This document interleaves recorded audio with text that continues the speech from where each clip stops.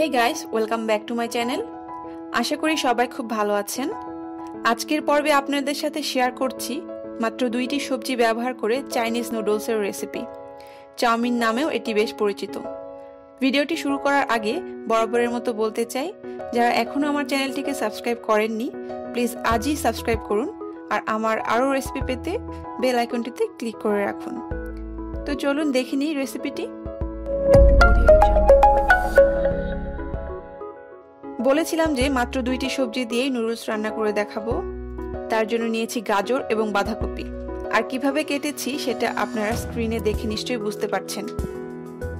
আর এখানে আমি boneless chicken নিয়েছি, একটু পাতলা করে কেটে ভালোভাবে পানি ঝরিয়ে নিয়েছি। এখন মাংসটাকে ম্যারিনেশন করব।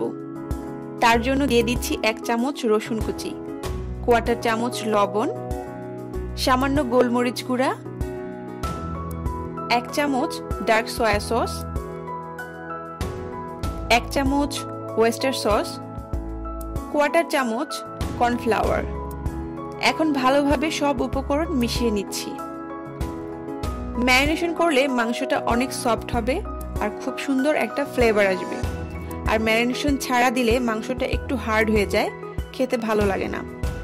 আর যেসব উপকরণ ব্যবহার করেছি এগুলো মোটামুটি সবার ঘরেই থাকে। এখন মাংসটাকে 15 মিনিটের জন্য রেস্টে রাখবো।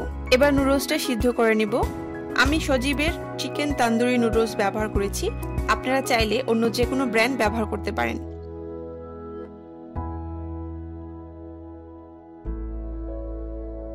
দিয়ে দিচ্ছি 1/2 চামচ লবণ, সাথে আরো দিচ্ছি 1 চামচ তেল। এতে করে নুডলস একটার সাথে আরেকটা লেগে থাকবে না।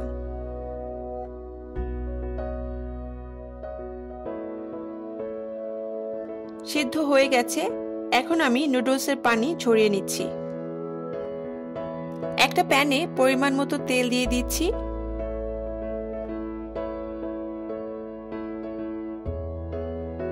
তেল গরম হলে এতে ম্যারিনেট করে রাখা মাংসগুলো দিয়ে দিচ্ছি।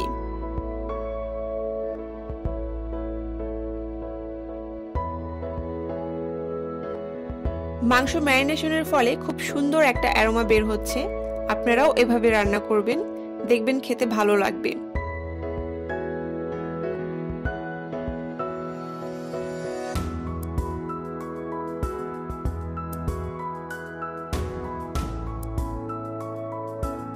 ছয় 7 মিনিট পর দিয়ে দিচ্ছি পেঁয়াজ কুচি ও কাঁচামরিচ।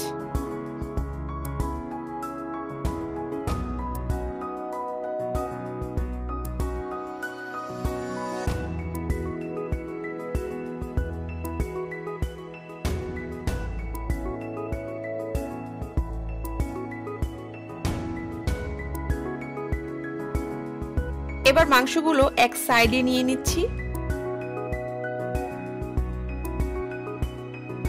আর দিয়ে দিচ্ছি একটা ডিম। অনেকেই প্রথমে ডিম স্ক্রাম্বল করে নেয়, কিন্তু আমি এভাবেই করি। এবার ডিমটা নেড়েচেড়ে ভেঙে নিচ্ছি।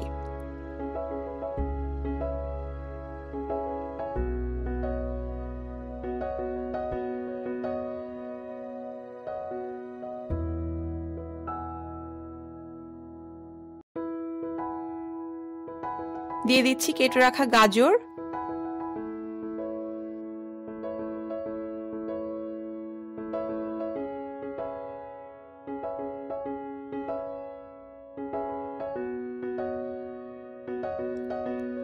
প্রায় 2 মিনিট পর দিয়ে দিচ্ছি বাঁধাকপি।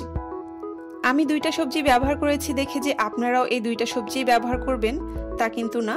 আপনারা চাইলে আপনাদের পছন্দ মতো আরো অন্য সবজিও ব্যবহার করতে পারেন। গাজর ও বাঁধাকপি আমি পুরোপুরি সিদ্ধ করি না কখনোই, আমার কাছে এভাবেই ভালো লাগে। আবারও দিয়ে দিচ্ছি 1 চামচ সয়া সস ও 1 চামচ ওয়েস্টার সস।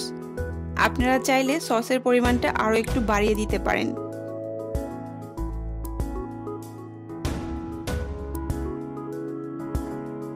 এক টেবিল চামচ টমেটো সস ও নুডলসের মশলা দিয়ে ভালোভাবে মিশিয়ে নিচ্ছি।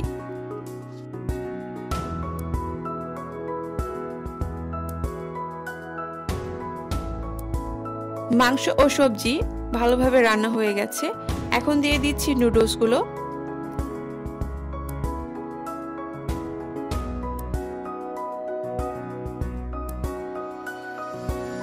তেল আর লবণ দিয়ে সিদ্ধ করার কারণে কিন্তু নুডলসটা একটার সাথে একটা লেগে নাই, আর নুডলসও পারফেক্ট সিদ্ধ হয়েছে। আর আপনারা খেয়াল রাখবেন যেন নুডলস ওভারকুকড না হয়, তাহলে ঝরঝরে হবে না।